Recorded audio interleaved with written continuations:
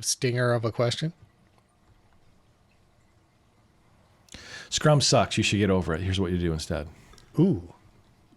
All right. Well, that sounds to me like welcome everybody to Here's This Agile Thing. I'm Mike Markey. I'm Matt Beam. And I'm Jeff Singleton. And what are we going to be talking about in terms of Flow? Flow. Flow Flow is an alternative to Scrum. Is that what you're saying? Well, Mike would like a really, a way to describe it in a dramatic way, and I can totally accommodate that. I would say, so here's the idea: you could focus on time boxes, or you could focus on flow, and flow's better because you would have to wait less long to get feedback, to get results. You're less tied to. So here would be a dramatic way to think about it. If you've never worked on a software team before and you need to start doing something agile in a framework sense, start with Scrum because it's kind of like training wheels, right? You've got traditionally a 2-week time box, right? And you've got ceremonies inside there. And, so when you're going to plan first, right? You're going to do, well, it's not part of Scrum, but you're probably going to do backlog refinement and define what you're going to do in future sprints. You're going to talk every day about coordination and making a plan for the day. At the end, you're going to have a review to talk about the sprint increment, what you created of value, and then you're going to have a retrospective to talk about how you did the work and could you improve that. And everything happens on a schedule. And the downside to that, the part that you might want to think about evolving past, is waiting to the retrospective to talk about what didn't go so well and what to change, right? Or waiting until the sprint review to talk about the value that you created and should we change what we intend to do going forward, right? Flow is a way of continuously, you're focusing on a continuous flow of value through the system of delivery, essentially. And so you're always doing the thing that is the most appropriate and most necessary at the time. That might be planning, right? It might be, coordinating amongst the people doing the work to get re-coordinated to see if anybody can help anybody else. It might be talking about the value of what we just did and should we change what we intend to do next to better create flow. It might be changing how we do it in terms of the retrospective item, right? But flow is, you could think of flow. I'm not saying this is necessarily canonically true, but Scrum sucks.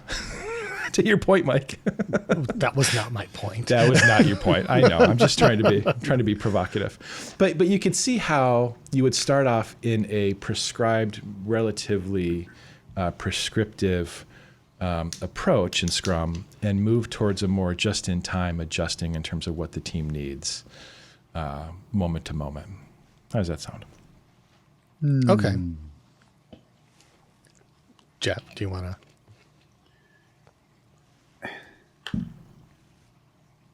I get a lot of what you're saying. However, I have some questions. First and foremost, the implication that I thought I heard, and maybe it was unintentional, but the implication that I thought I heard was that it's flow versus time box. And it almost sounds like a false dichotomy to me. Again, that's just my interpretation. Mm-hmm. Yeah. Can you not have flow and have a time box? That was number one. Number two, and I know that there's this historical perception that you start teams in an agile manner with Scrum. It's fairly prescriptive. And that as they advance, they're ready for something that may be like Kanban or Flow or something. And I don't know that I agree that that's necessarily the progression of their journey. I think it depends on the team.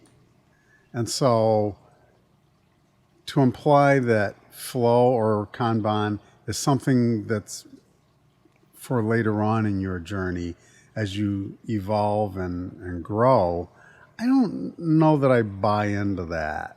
So I don't either, honestly. I would just say it's kind of like in our last show we talked about how all of these things are tools, right? And every tool has an appropriate use and context, and they don't. Many of them are different. And any of them can be used to break a window.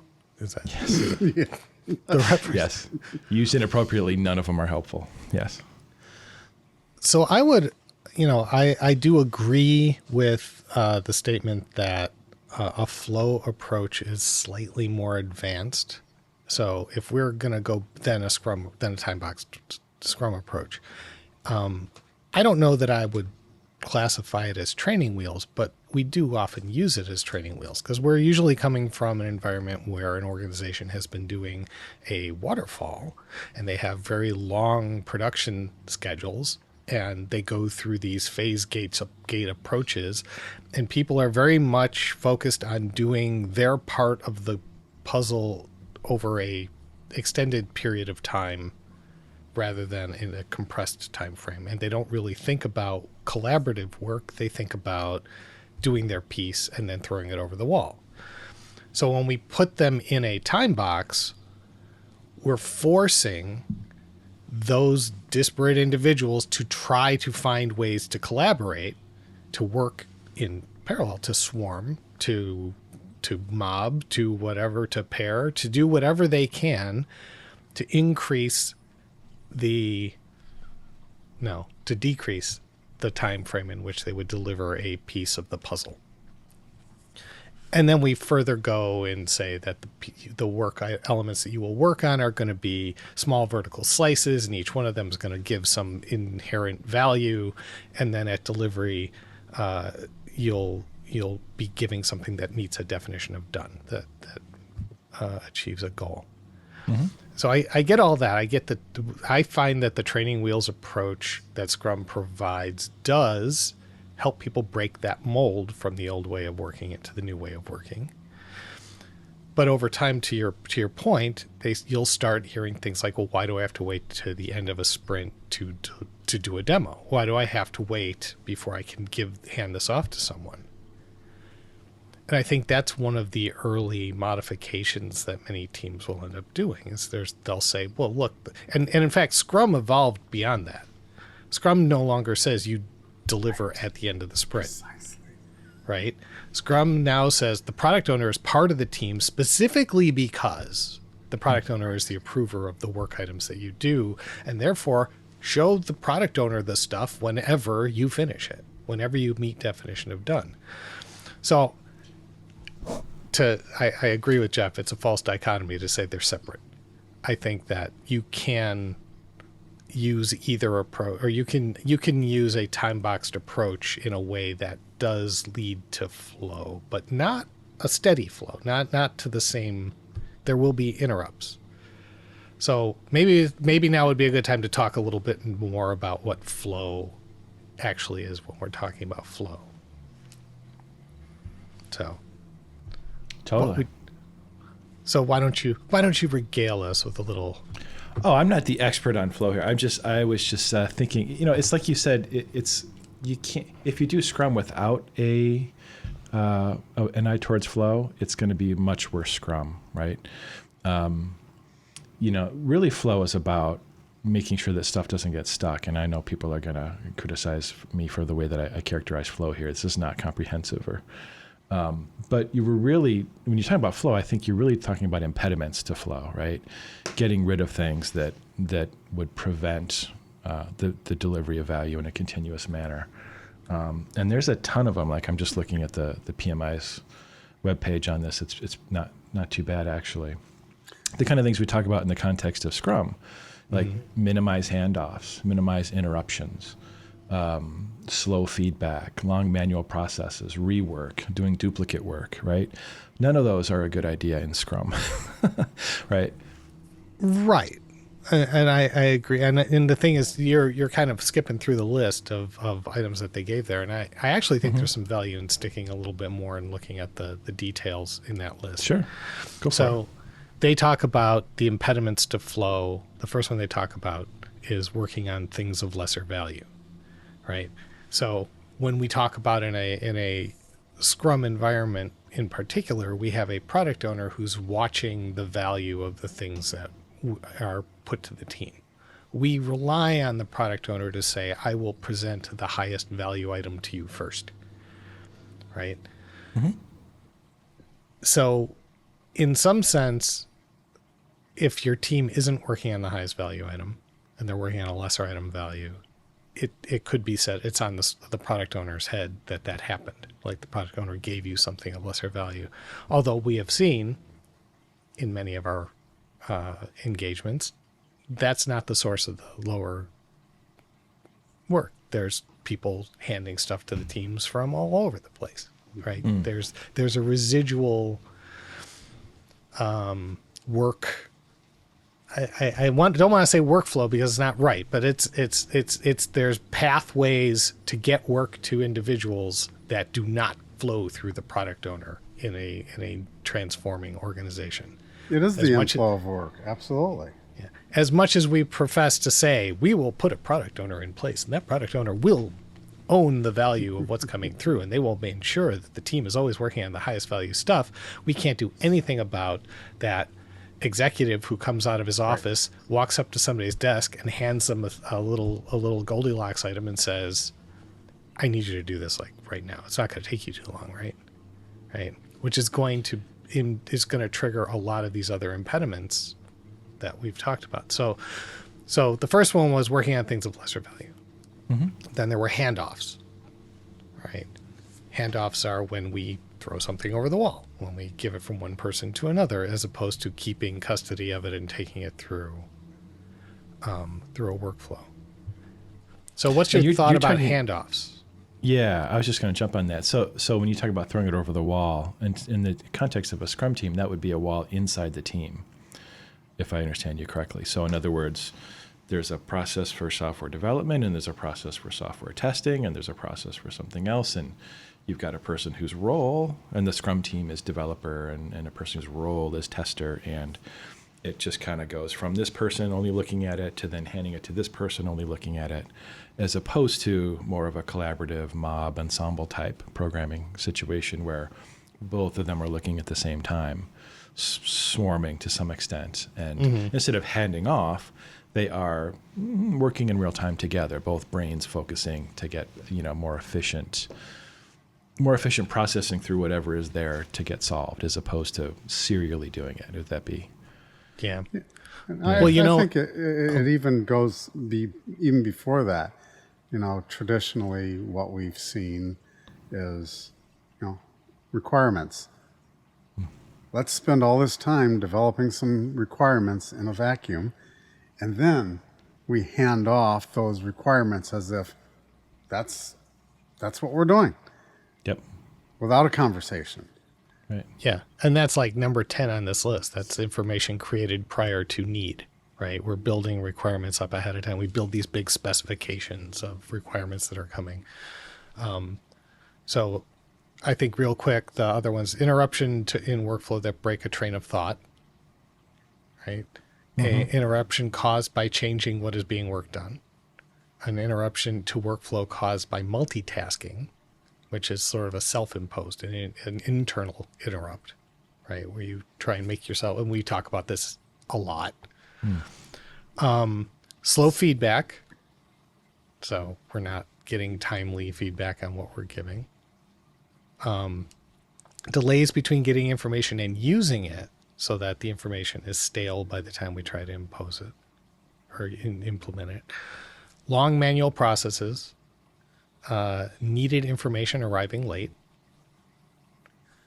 Information created prior to need. Poor quality, rework, and duplicate work. This is a very interesting list, and there's a lot of depth in there, and there's a lot of nuance to this. Yeah, it's a lot of discussion about things that can go wrong in the terms of the process of how the team works. And so it just, to ride to the defense of Scrum, right? It strikes me as mostly things that a master of Scrum, the Scrum master, should be sensitive to, should be watching for, should be saying these are gaps in the productivity. I think traditionally the definition of Scrum master is master of Scrum, somebody who helps the team understand what Scrum is and practice it better. None of these things are really in the Scrum guide, right? But I think you would say correct me if I'm wrong, that it would be the Scrum Master's responsibility to say, to continuously improve, help the team continuously improve how they do their work, right? One of the things that they should be looking to is to better establish and maintain flow, even though flow is not explicitly part of the Scrum framework. If you're going to do Scrum really well, I think you have to do this stuff too, don't you? Yeah, recognizing these are disruptors to flow. Yeah. One of the things though is the conversation has been looking downstream, and I think when you read a lot of what's written right now about flow and how it really kind of stems from some of the stuff from Reinertsen, it's a much wider, much greater principle.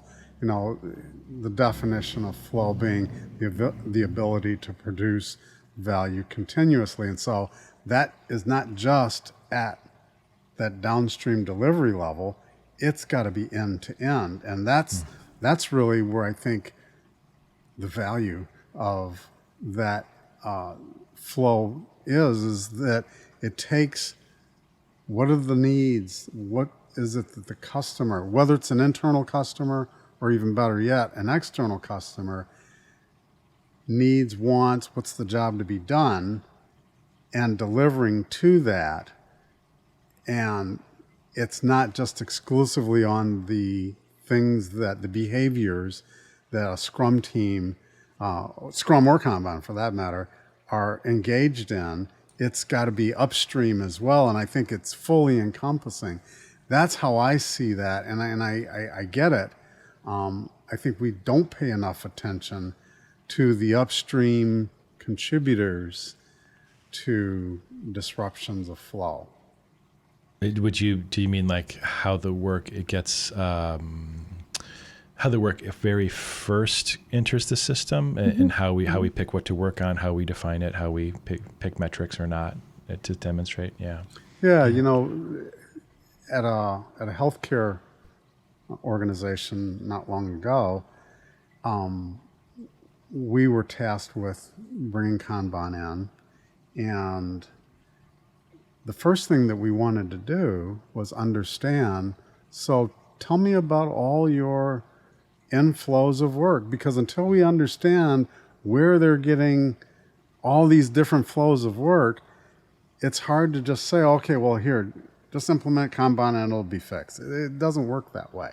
I mean, you can try that, but the reality is getting your arms around what are all the inflows. And to Mike's point, we inevitably found CIOs saying, oh yeah, we want to standardize the flow of work in, and yes, it's going through the product owner, but as long as I can maintain my own personal path into the system, right?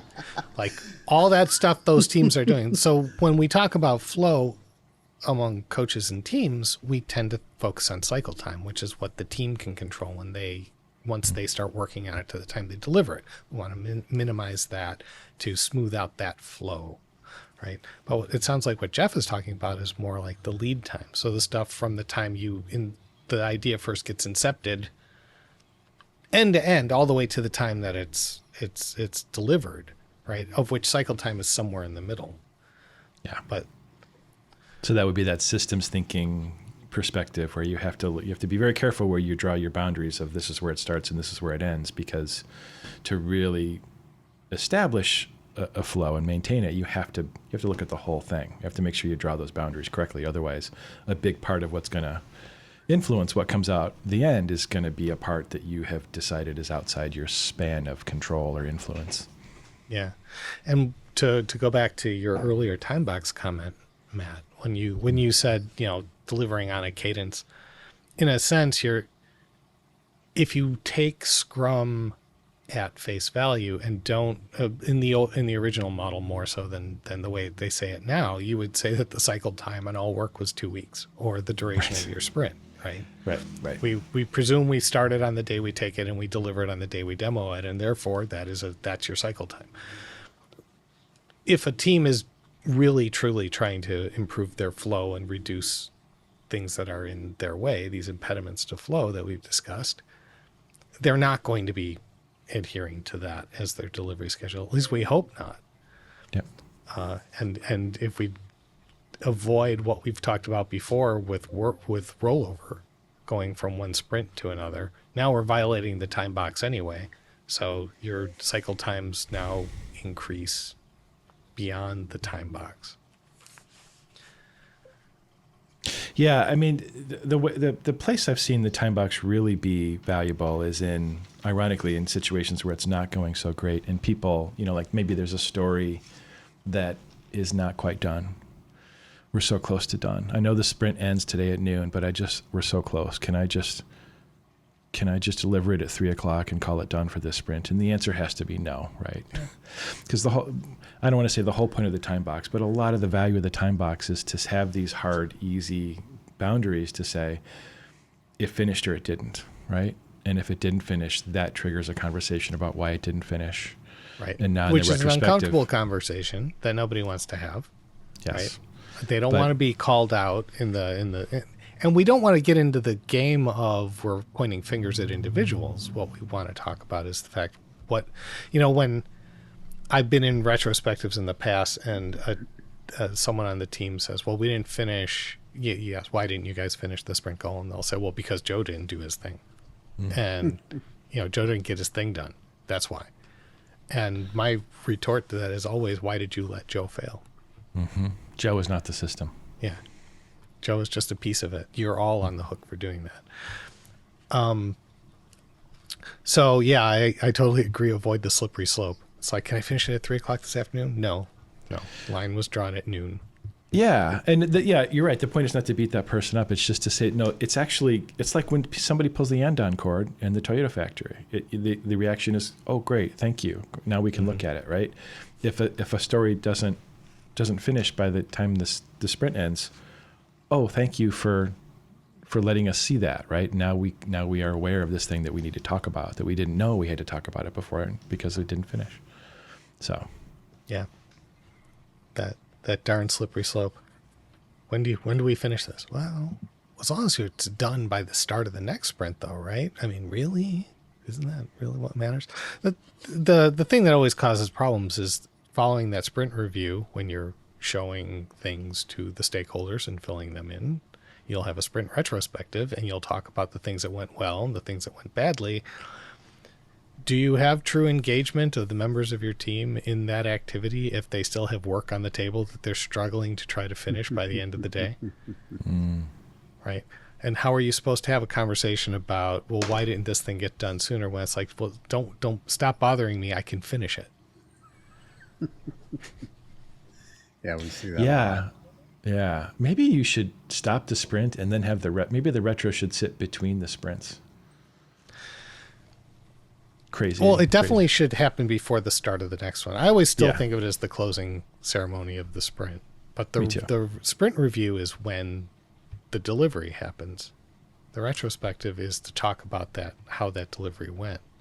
Well, that's an interesting point, because we just said that the sprint review is not, the delivery happens continuously, right? That's the right. Point of flow. But it's where the time box ends, right? Right. That's the point at which we have now informed the stakeholders how far we got, how much we achieved. The product owner was in on the joke the whole time, but the stakeholders we try not to bother them continuously, because their time is valuable. So we give them a cadence in which to attend a accumulated effort display. Yeah, that's totally fair. Yeah, because you need a balance, and if it's real life, there's going to be trade-offs involved, and so stakeholders who are busy, they would get one shot per sprint, whereas this, go ahead, Jeff. So trying to adhere again to a model where retrospective happens at the end of the sprint. Have we evolved beyond that, though, or haven't we? And here's the reason I ask. I had a conversation with someone, I don't know, a few months ago, and I asked them about their retrospectives. He says, well, we haven't been really doing them very regularly.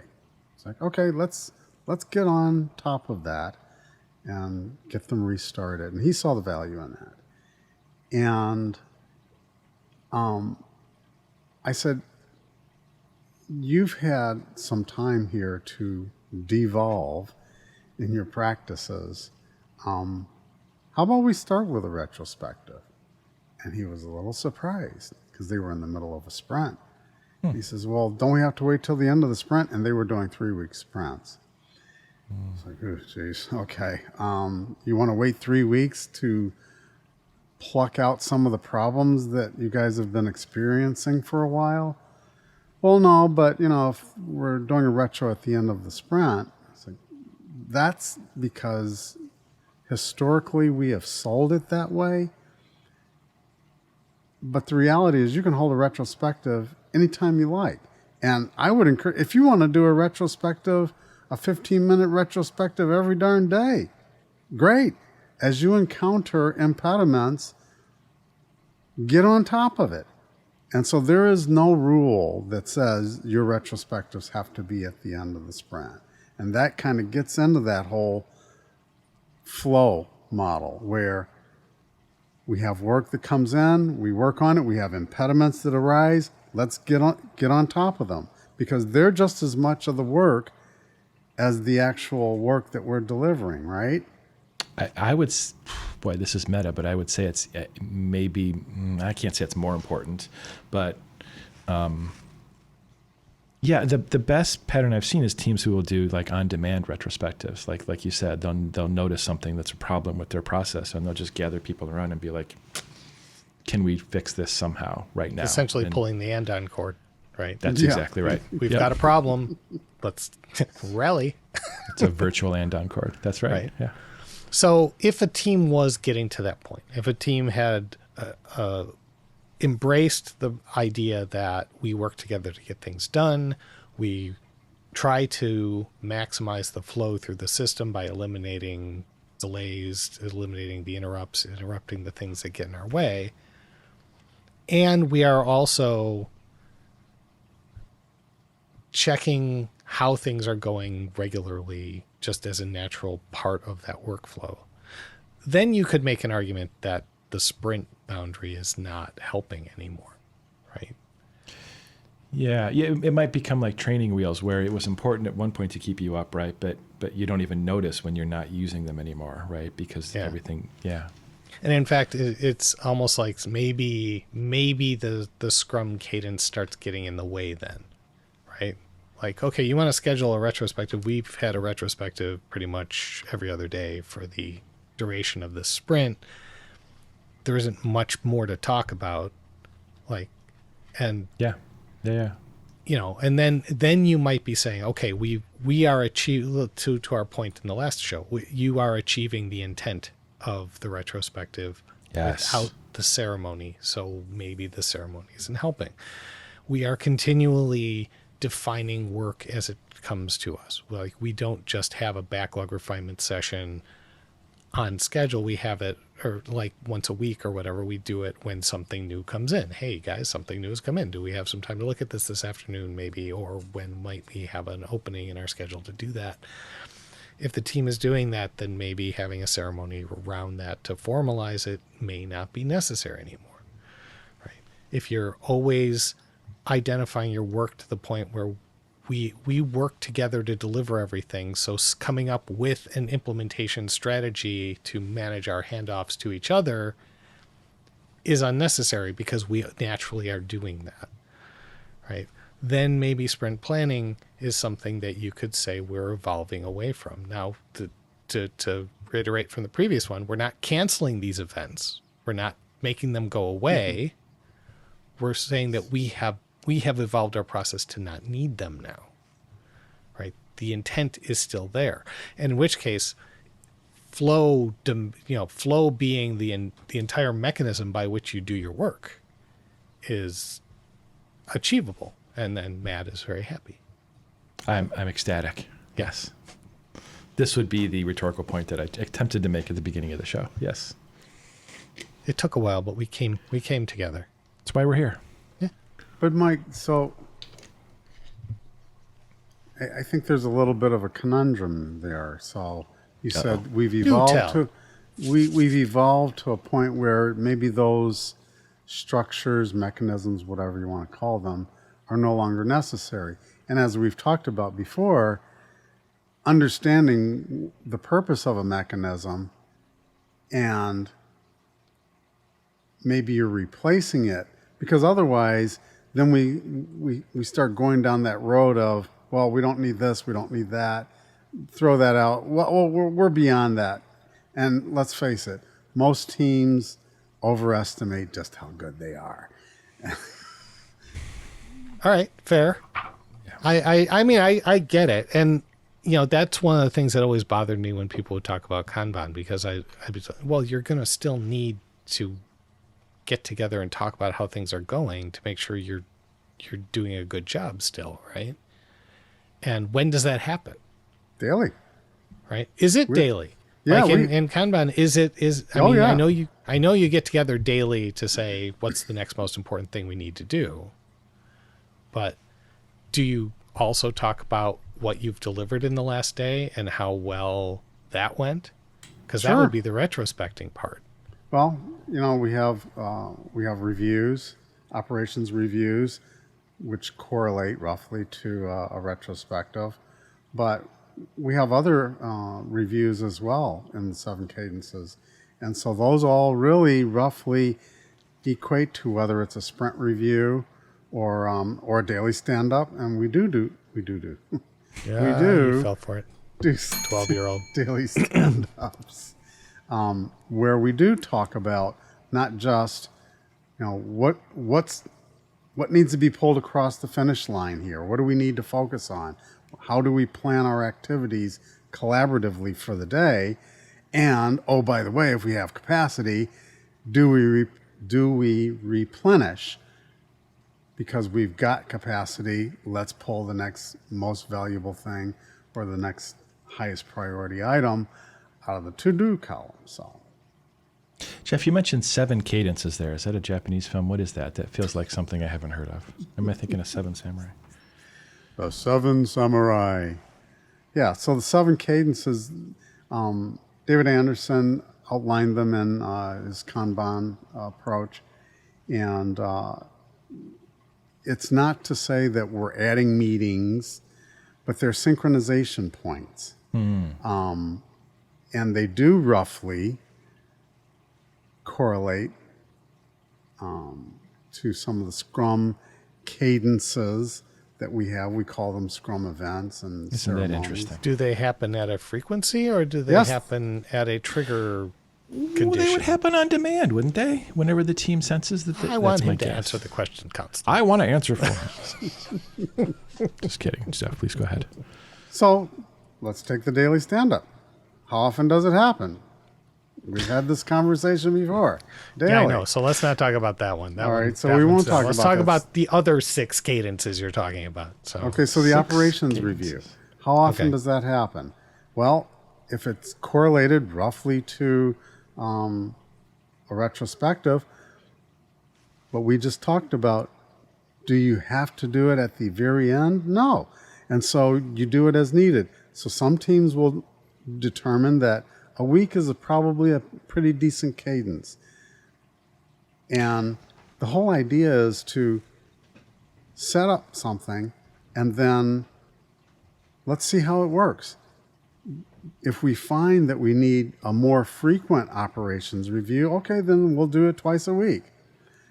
More often than not, we'll find that a Kanban team will say, well, we're going to do it once a week. And maybe that's good enough. Maybe they'll devolve into once every 2 weeks or something like that, fortnightly. So Fortnightly. So Not a sorry. No, it's like biannual and semi-annual. I have to look it up every time. This is great. David Anderson, I know who he is, but I have not actually read his book. Maybe we should go into that in a future show. But so I hear what you're saying, Jeff. What I hear you saying is that David Anderson doesn't prescribe a frequency for the 7 cadences, but he says as a team you will need one, and you'll need to continuously sort of understand if it's the right one. Is that correct.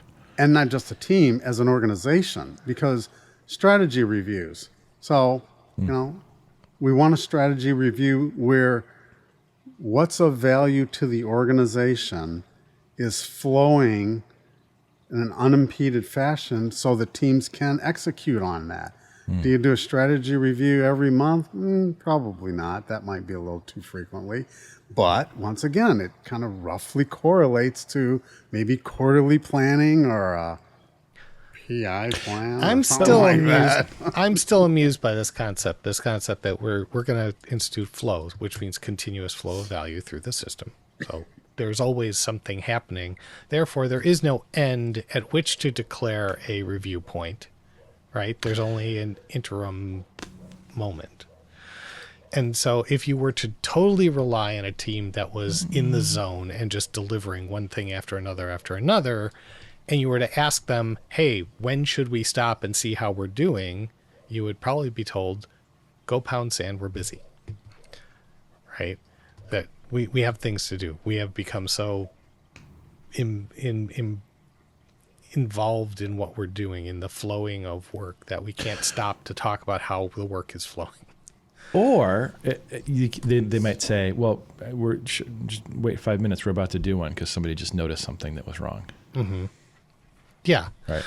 So it's the thing that was amusing me was that this great flow system that was put in place had to do scheduled events to interrupt the flow in order to make sure that people weren't working inefficiently. Yeah. So if you're building... And that's okay. I'm not against that. Right? I get it. I can see the value of having it. I can also see where a really strong functioning organization that was truly in a continual improvement mindset wouldn't need it to be scheduled, because they would do it whenever it needed to get done. But how effective is that? Well, I mean, when we talk about pulling the end-on cord on a assembly line, that is one unit of work going through the assembly line, and it's not the entire organization structure. It's just the assembly line structure that we're talking about here. If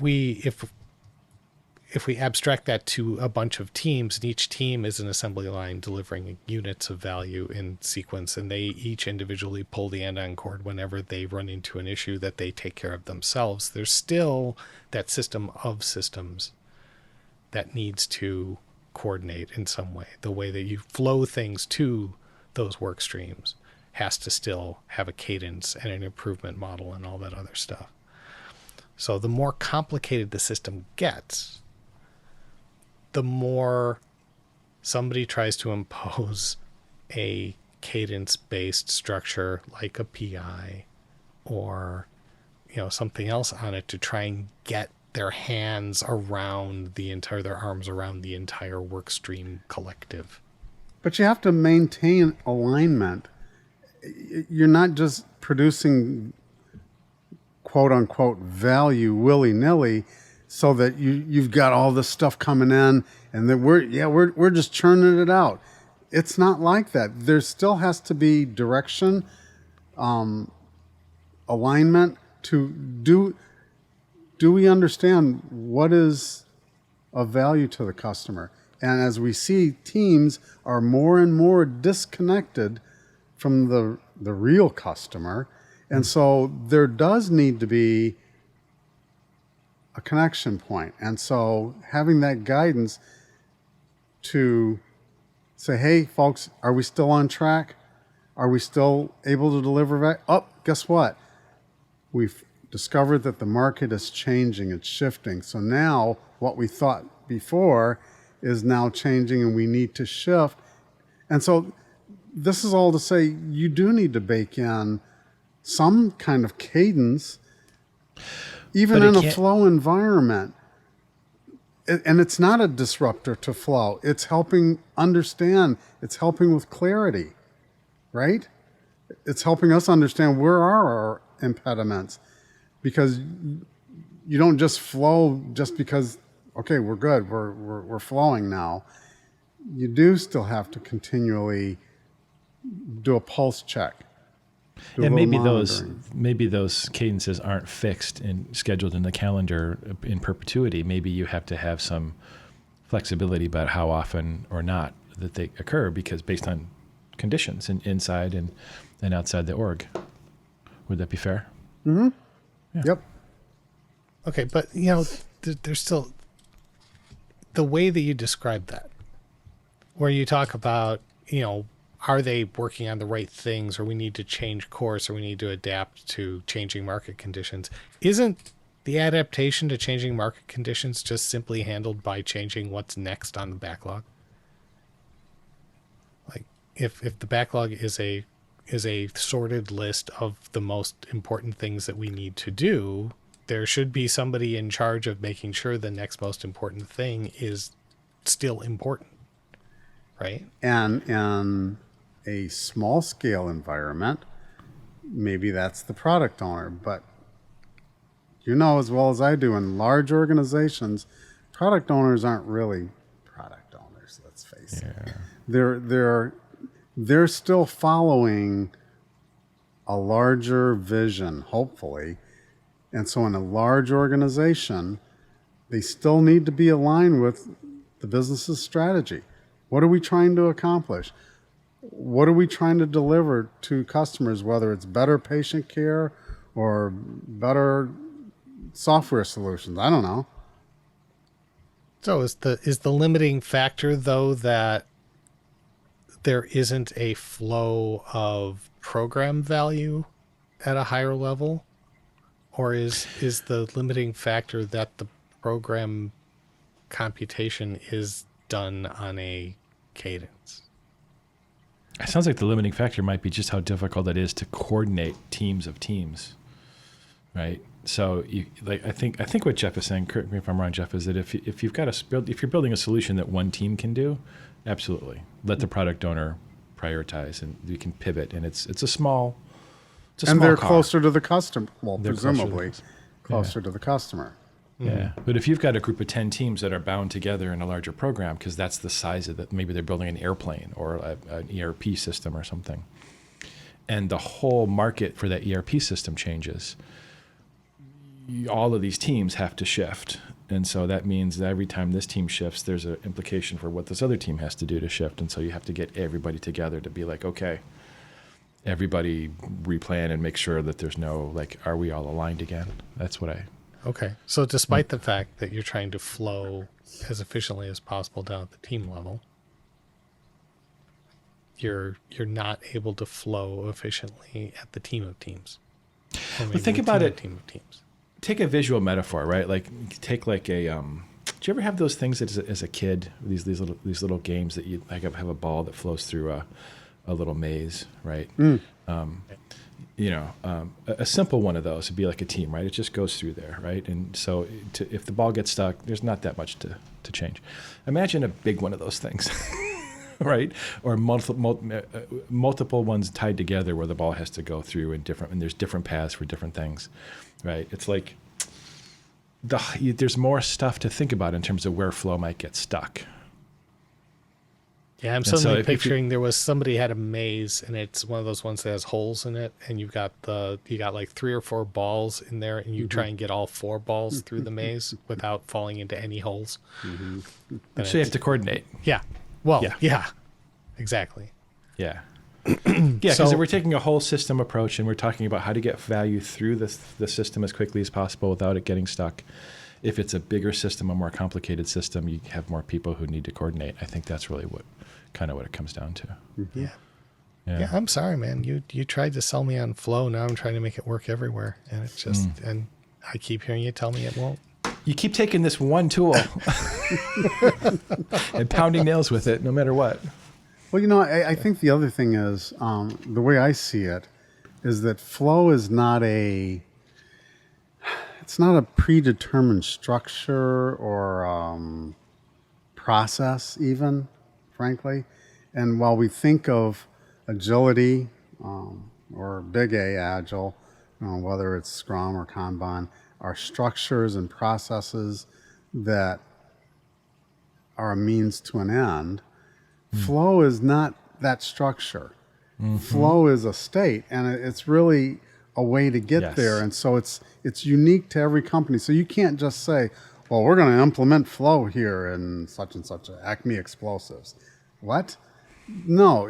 And that's what I like about it, is because there is no cut and paste. There are tools that you can use to illuminate and to help measure. But at the end of the day, what constitutes flow in my organization is not necessarily what constitutes flow in your organization. And so it makes it harder to do that cut and paste, which I like, because then there's this resistance for trying to do this model or that model, and I won't even name any of those names.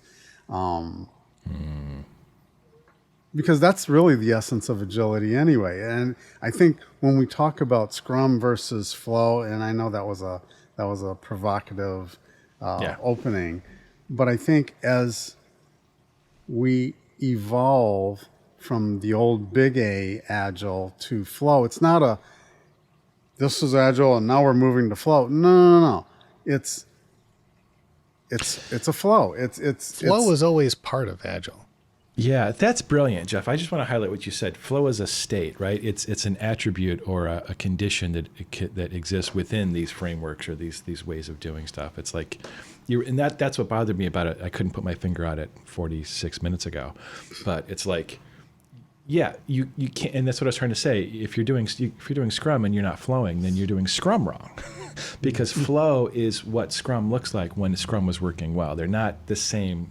They're apples and oranges, right? Yeah. Right. So one thing I want to say, just in case any of our listeners are not familiar with the concept of flow, when we talk about flow, one illustration that I've always found useful of flow is you are in a state of flow when you are working on something and you get lost in it. You are so in the zone working on this thing that you lose all sense of time. You are in the work at that point.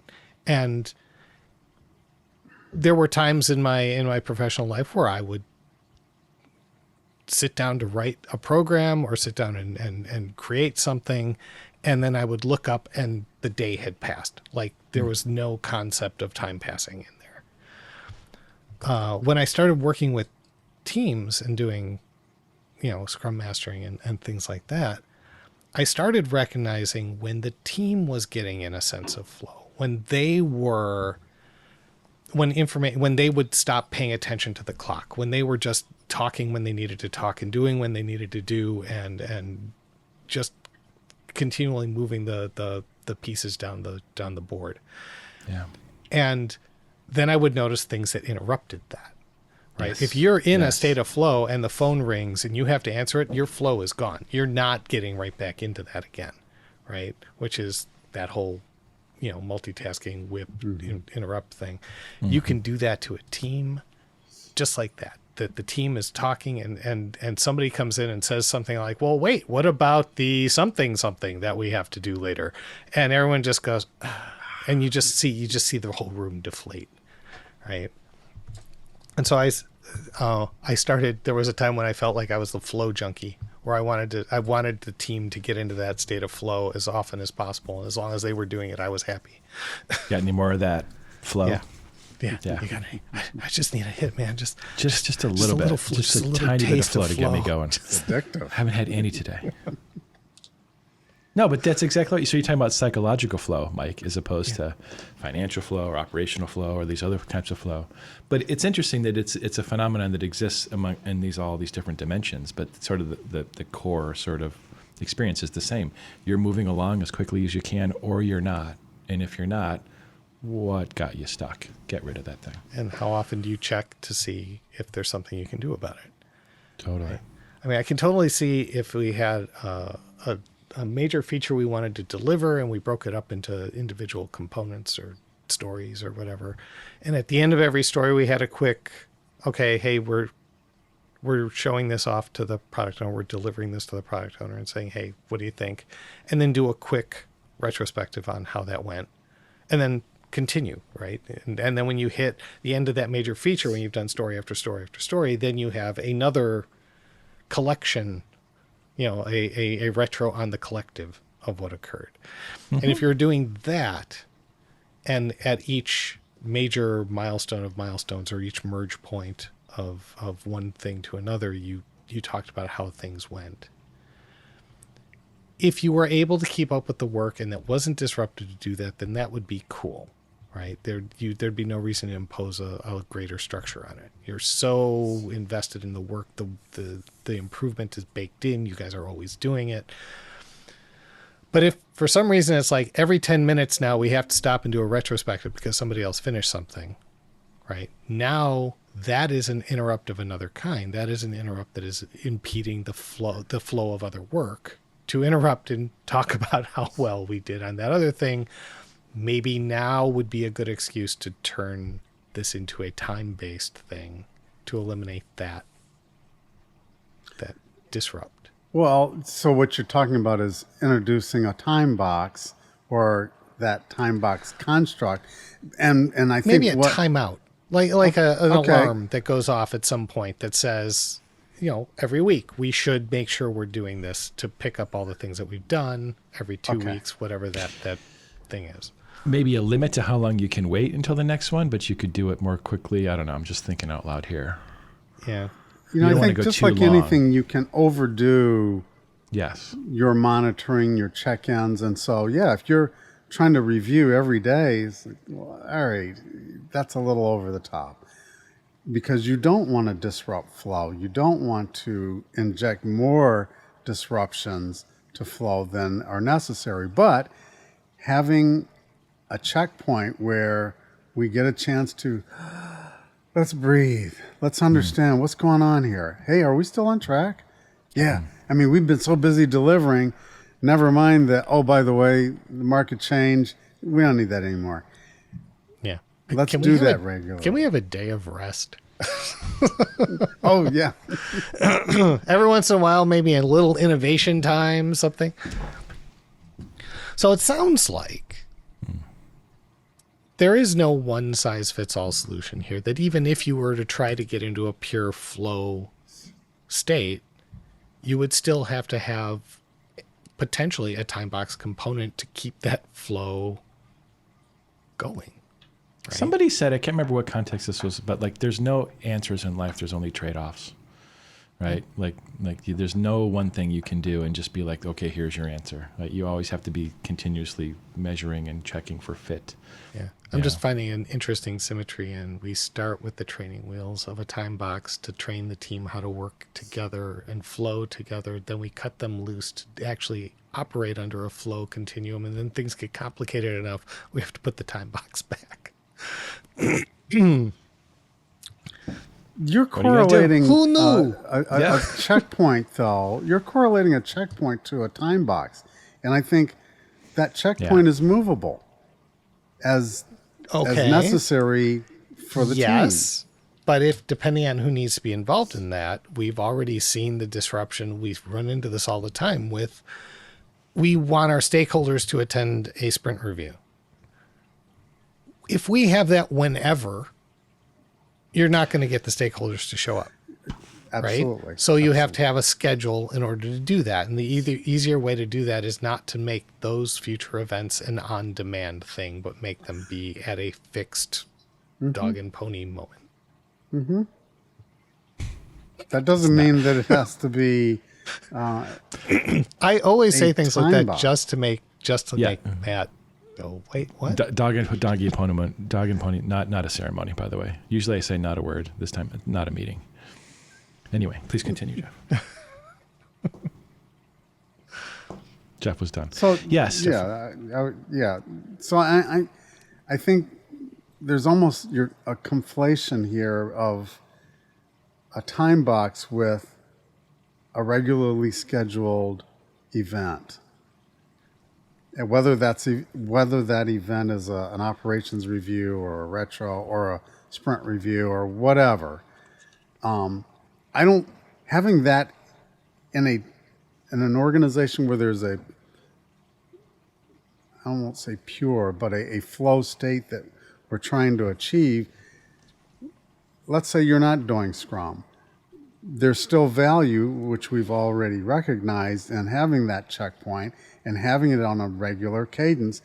I don't know that I correlate that to a time box in the same way as a All right, sprint fair. is a time box. All right, fine. Allow me to restate my imperfectly stated thing that instead of saying we put them back in the time box, which was my inelegant way of saying we schedule something. A time box implies a time period in which something will occur, as opposed to a schedule, which is a destination at which time a thing will occur. And what you're talking about is scheduling things, not about having them on a necessarily regular repeating basis. But they have to be planned far enough out that you'll get the attendance that you need, that people who are in a state of flow can account for the fact that there's a rock in the stream up ahead they need to be a part of. Right. Well said. All right. Yeah. 55 minutes in. I think And I don't want to say that we have hit the end of our time box. However, I think we have flowed into a great wall. we've reached the end of the flow of value, I think, for this topic. I think so. All right. Well, that was this Agile thing. I've been Matt Beam. I've been Mike Markey. And I think I've been Jeff Singleton. He's can always so confirm. unsure about that. Yeah, we'll work on that for next time. All right. We'll see you guys next time. Thanks, everybody. Adios.